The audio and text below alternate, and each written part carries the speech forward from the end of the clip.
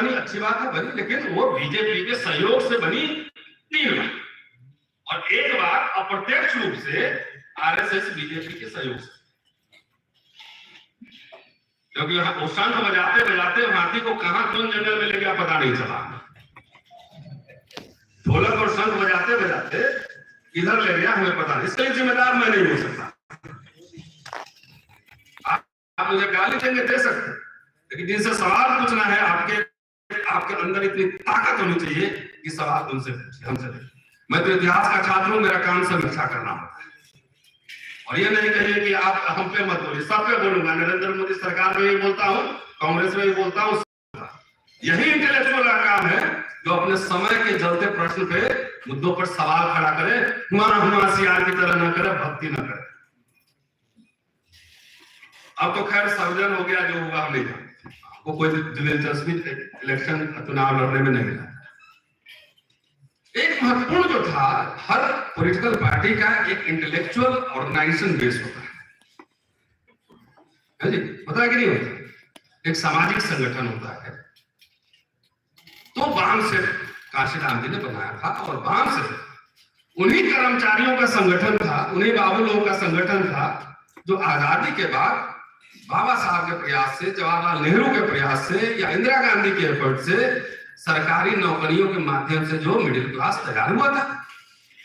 सही है, वही संगठन बना वाम से। उसमें से मुख्य रूप से दलित ज्यादा एक्टिव थे। अब वाम से कितने खंडों में टूटा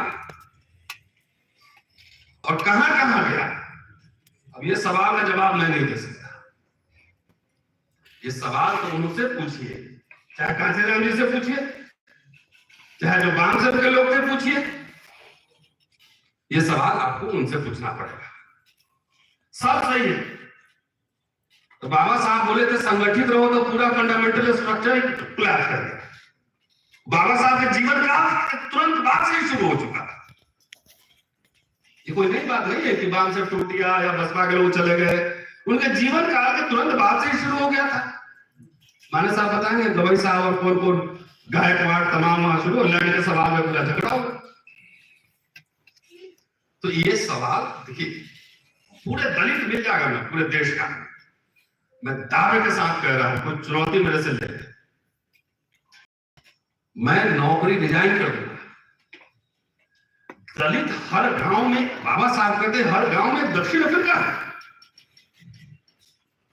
दलित कहीं भी लोकसभा में इतने संख्या में नहीं है कि अपने बल पर, मैं दलित शब्द कह रहा हूं, जो दलित शब्द से आरएसएस को बहुत चिढ़े, आरएसएस को सबसे ज्यादा चिढ़ है वो दलित शब्द से, क्योंकि दलित एक इंटरनेशनल ब्रांड बन चुका है।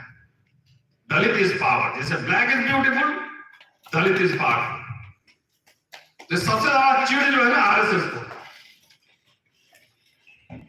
क्या कह रहा था फिर हो जाना,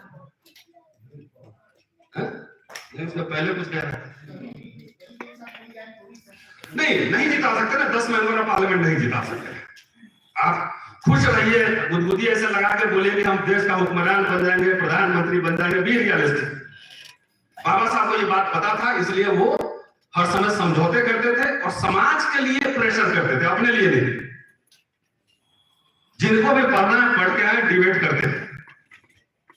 ठीक, तो रियलिस्टिक होना चाहिए कि आखिर हम अपने लिए बार्गेन कर रहे हैं या समाज के लिए बार्गेन कर रहा है। 2 ऑप्शन होता है राजनीति में, 2 ऑप्शन होते हैं कि अपने लिए बार्गेन कर रहे हैं या समाज के लिए बार्गेन कर रहे हैं। तो बड़े बड़े लीडर जो है ना, अपने लिए बार्गेन कुछ नहीं किया। नहीं तो बाबा साहब के पास पता नहीं कितने मॉल, कितने बैंक अकाउंट, कितने सब कुछ होते हैं। वो शेड्यूल कास्ट के लिए संविधान में प्रावधान करवा रहे थे, शेड्यूल ट्राइब के लिए, और डेस्परेट थे कि किसी तरीके से हम राज्यसभा में जाए।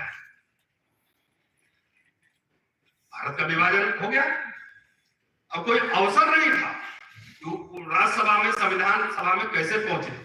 तो ये लिखित है कि सबसे घोर विरोधी कांग्रेस, उसके साथ भी अंडरस्टैंडिंग बनाने के लिए वो तैयार थे।